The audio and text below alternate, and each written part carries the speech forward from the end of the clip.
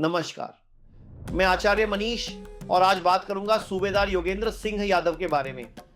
1980 में महाराष्ट्र के औरंगाबाद में इनका जन्म हुआ। कारगिल युद्ध के दौरान टाइगर हिल की जो सबसे कठिन और निर्णायक लड़ाई थी, उसमें इनका बहुत बड़ा योगदान रहा। उसी अद्भुत साहस के लिए इन्हें परमवीर चक्र से सम्मानित किया गया। मैं चाहता हूं कि पूरे देश को इनके बारे में पता चले। कारगिल युद्ध में टाइगर हिल की छोटी बेहद महत्वपूर्ण थी। अगर वह दुश्मन के कब्जे में रहती तो शायद भारत युद्ध हार भी सकता था।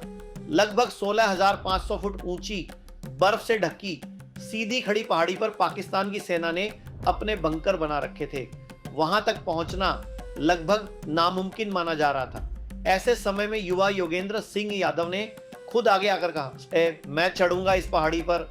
लोग हैरान थे, इतनी ऊंची बर्फीली और खतरनाक पहाड़ी, और ये जवान कह रहा है कि वह ऊपर जाएगा। ये पाकिस्तान की सेना को भरोसा था कि सामने से आने वाले किसी भी सैनिक को वे आसानी से खत्म कर देंगे, लेकिन उन्होंने ये सोचा ही नहीं था कि कोई पीछे की खड़ी चट्टानों से भी चढ़ सकता है। योगेंद्र सिंह यादव कुछ साथियों को लेकर रात के अंधेरे में दूसरी तरफ से चढ़ाई करने लगे।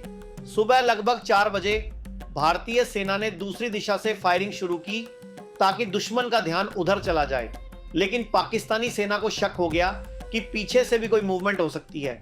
उन्होंने पीछे की तरफ निगरानी शुरू की। जब योगेंद्र सिंह यादव छोटी से लगभग 60 फुट नीचे थे, तभी दुश्मन ने उन्हें देख लिया और उन पर गोलियां चलानी शुरू कर दी। 3 गोलियां उनके कंधे और शरीर के पास लगी, लेकिन वे रुके नहीं। बर्फ और मौत के बीच उन्होंने चट्टानों को मजबूती से पकड़े रखा और धीरे धीरे ऊपर बढ़ते रहे। जरूरी नहीं कि जो पूरी रात जागता हो वह आशिक ही हो सकता है वह अपने देश के लिए जान देने वाला सैनिक हो। योगेंद्र सिंह यादव आखिरकार ऊपर पहुंच गए। वहां पहुंचते ही उन्होंने पहला ग्रेनेड फेंककर दुश्मन का पहला बंकर उड़ा दिया। फिर दूसरे ग्रेनेड से दूसरा बंकर भी तबाह कर दिया। इतने में पीछे से भारतीय सेना की दूसरी टुकड़ी भी पहुंच गई और दूसरी तरफ से हमला शुरू हो गया। दूसरे राउंड की लड़ाई में उनके शरीर में 16 गोलियां लगीं। पूरा शरीर छलनी हो चुका था, लेकिन उनका हौसला नहीं टूटा। उस समय उन्होंने कहा, लाओ, अगर दुश्मन को मारने से पहले मुझे मौत आ गई तो मैं पहले मौत के घाट उतार दूंगा। यही असली सैनिक होता है। सैनिक इसलिए नहीं लड़ता कि उसे सामने वाले से नफरत है। सैनिक इसलिए लड़ता है क्योंकि उसे अपने पीछे खड़े देशवासियों से प्यार है। परमवीर चक्र से सम्मानित योगेंद्र सिंह यादव के जीवन पर ही बाद में ऋतिक रोशन और अमिताभ बच्चन की फिल्म लक्ष्य बनी थी। उस फिल्म में ऋतिक रोशन ने योगेंद्र सिंह यादव जैसे ही एक बहादुर सैनिक का किरदार निभाया था। अब दूसरी कहानी सुनिए मेजर इयान कार्डोजो की। 1971 में पाकिस्तान के खिलाफ युद्ध के दौरान वे गोरखा रेजिमेंट में मेजर थे। गोरखा रेजिमेंट के सैनिक अपने साहस, अनुशासन और वीरता के लिए पूरी दुनिया में जाने जाते हैं। इयान कार्डोजो भी बेहद निडर और मजबूत सैनिक थे। युद्ध के दौरान एक बार बारूदी सुरंग यानी लैंडमाइन फट गई और उसमें उनका एक पैर बुरी तरह घायल हो गया। हालात इतने खराब थे कि वहां तुरंत कोई मेडिकल सुविधा उपलब्ध नहीं थी। डॉक्टर भी ठीक से ऑपरेशन नहीं कर पा रहे थे। चारों तरफ अफरा तफरी मची हुई थी। तब इयान कार्डोजो ने ऐसा काम किया जिसे सुनकर आज भी रोंगटे खड़े हो जाते हैं। उन्होंने अपनी गोरखा खुखरी उठाई और अपने घायल पैर को खुद ही काट डाला। जो काम डॉक्टर नहीं कर पा रहे थे वह उन्होंने खुद कर दिया। यही गोरखाओं का साहस होता है।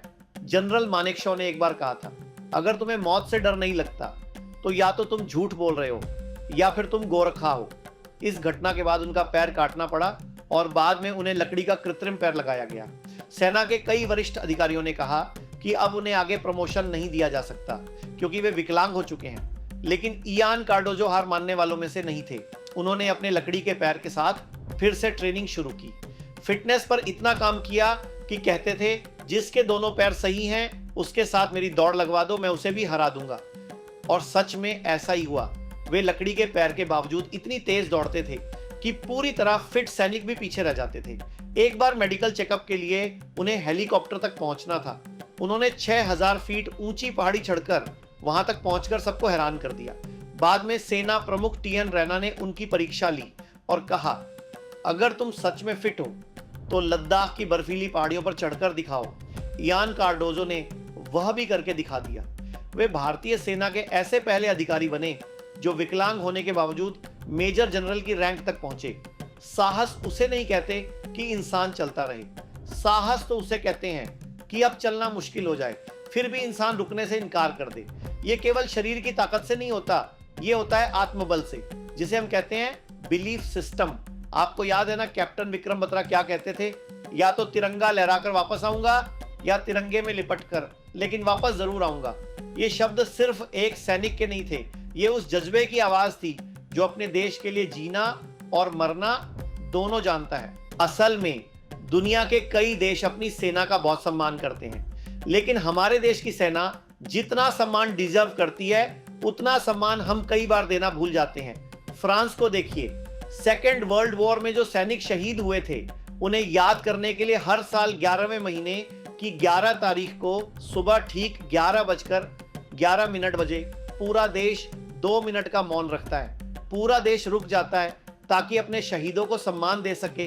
कोरिया को देखिए, नॉर्थ कोरिया में लगभग 65 लाख लोगों को सेना की ट्रेनिंग दी गई है। उनमें से करीब 10 लाख लोग एक्टिव आर्मी में हैं और बाकी लोग अपना काम करते हैं, लेकिन जरूरत पड़ने पर देश के लिए तैयार रहते हैं। इसे कहते हैं सेना के प्रति सम्मान और तैयारी। अमेरिका में अडॉप्ट अ ग्रेव सिस्टम है। वहां जो सैनिक शहीद हुए उनकी कब्रों को लोग गोद लेते हैं। एक परिवार या एक व्यक्ति एक सैनिक की कब्र की जिम्मेदारी लेता है ताकि उसकी याद और सम्मान हमेशा बना रहे। लेकिन हमारे देश में क्या हो रहा है, कई बार राजनीतिक नेताओं के बड़े बड़े स्मारक बन जाते हैं, लेकिन सेना के वीर जवानों के स्मारक किसी गांव के कोने में बने रहते हैं जहां कोई ध्यान तक नहीं देता। मैं आपसे पूछना चाहता हूं, आपके बच्चे देश के नेताओं से ज्यादा किससे सीख सकते हैं? उन सैनिकों से ना, जो अपनी जान दांव पर लगाकर देश की रक्षा करते हैं। अगर आपको लगता है कि हमारे मिलिट्री लीडर्स का सम्मान और बढ़ना चाहिए तो इस आवाज को फैलाइए। लोगों को बताइए कि सैनिक केवल बॉर्डर पर खड़ा इंसान नहीं होता, वो पूरे देश की सुरक्षा की दीवार होता है। जब भी आप किसी सैनिक को देखें, मुस्कुराकर उसका स्वागत कीजिए, उसके लिए ताली बजाइए, उसका सम्मान कीजिए, क्योंकि जो व्यक्ति आपकी सुरक्षा के लिए अपनी जान जोखिम में डालता है वो सम्मान का सबसे बड़ा हकदार है।